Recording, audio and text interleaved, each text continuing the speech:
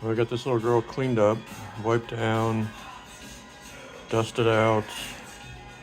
The keys are a little foggy. You can see that. So I'm trying something new. I don't really like wax. I'm trying wax on a few keys here. Figure I could strip it off of a few of them if I had to. See how well it performs. Because it is a pretty little machine, she should have shiny keys. Or at least not foggy ones. Because I got all the oil and crap off of them and it's just kind of discolored. Almost like a milk to it. That makes me sad.